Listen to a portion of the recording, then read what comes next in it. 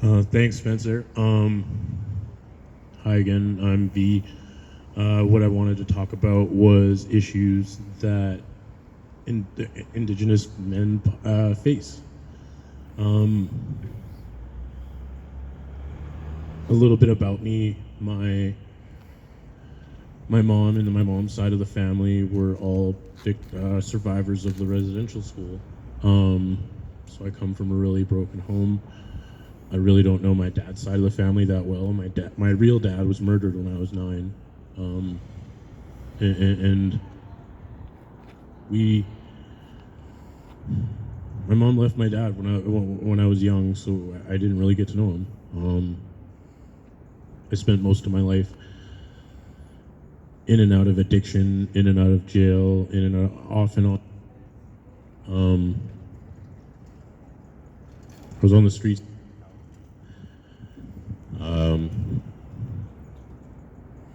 I was on the streets in Edmonton. I was on the streets in Lethbridge, Vancouver, Oak Harbor, Washington. I've been homeless just about everywhere because I can't manage to get my mind right because of the trauma that I didn't deal with, the trauma from watching my families destroy themselves from with addiction and kill themselves because they suffer from mental health issues because of the residential schools, because of the sexual abuse that they received and all the other stuff that they went through. I had to deal with the residual effects from that. And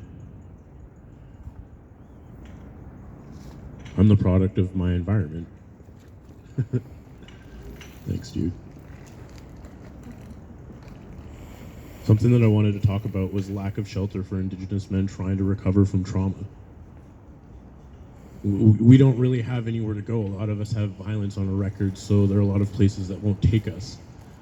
A lot of places that'll say, oh, you've got armed robbery on your record, we can't take you because you have violent offenses on your record. And I've gone to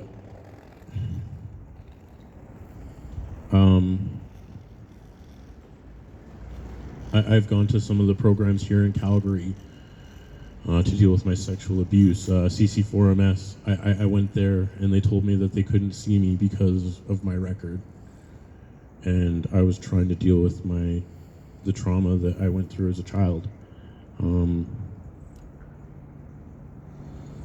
need to create more programs for violent offenders. Not just lock them up and max them out, isolate them, because it's not doing anything except creating more criminals and more of a burden on society. We need to raise our recovery rates and lower the percentage of incarcerated Indigenous population in Canada, create trauma/addiction-based programs for our Indigenous people in jail. Not just traditional healings, but mental health healing, cognitive behavioral therapy, EMDR, all of that. That's the kind of stuff that we need, not just this faith-based program bullshit that they force on our people. And I'm not saying that the faith-based programs are bullshit. I'm just saying that if all they're doing is focusing on God and pressing God on me in these 12 steps, and they're not dealing with the sexual abuse that I went through or the trauma that I went through watching my mom get beat, then it's not even solving the problem.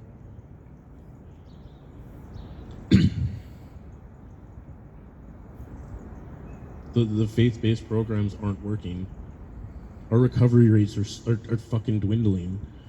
Some of the treatment programs that they have a 5% recovery rate. When you look at other countries, you look at like Argentina or Switzerland, and you see how they recover, and addiction's not a crime,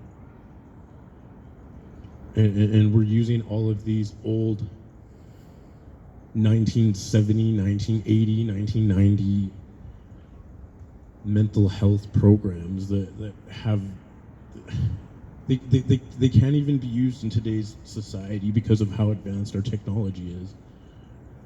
Our fucking healthcare system's so out of date.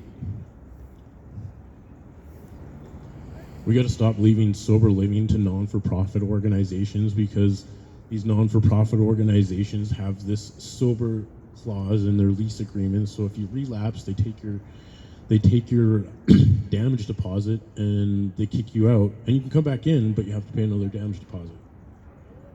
And a lot of these programs are faith-based Christian programs that aren't designed to help people that suffer from trauma, that have mental health issues like bipolar disorder and depression. They're just there to suck addicts dry, especially Indigenous communities.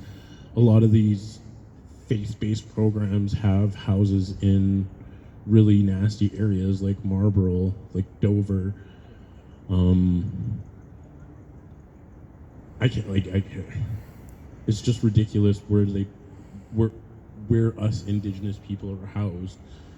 The Indigenous house that I was in was 4 blocks behind Marlborough Mall, and on a daily we were having tweakers and other addicts looking in our windows, digging through our garbage, trying to get in our back door when they thought we weren't home.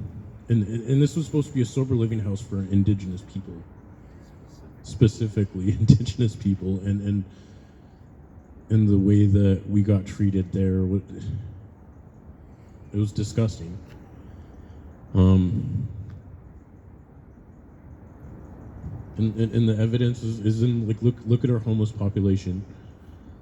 Look at the population of Indigenous people incarcerated. Look at the population of Indigenous people in mental health care facilities.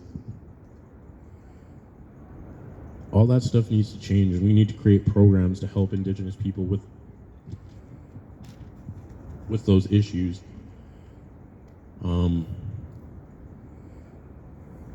Addiction-based programs that focus on living skills, because there are a lot of addicts that come in off the streets that don't know how to cook, don't know how to buy groceries, don't know how to fucking use a washing machine. And you put them in a house with a bunch of other people that don't know how to do the same thing, and the first thing that they want to do is go fucking drink when they can't turn on the goddamn washing machine. And I've seen it.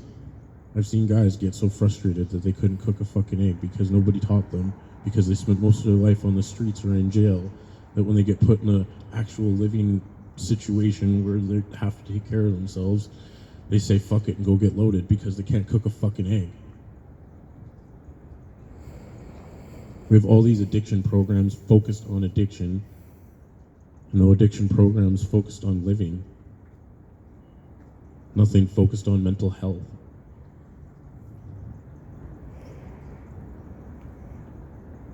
We need to stop locking up violent offenders and create programs to deal with them, not just put them in a box and forget about them, because we put them in a box for 20 years and then we release them thinking that they're going to be rehabilitated, but really they've just been in a fucking box for 20 years and they get out and they're institutionalized, and either they fucking relapse and kill someone and end up back in jail, or they kill themselves.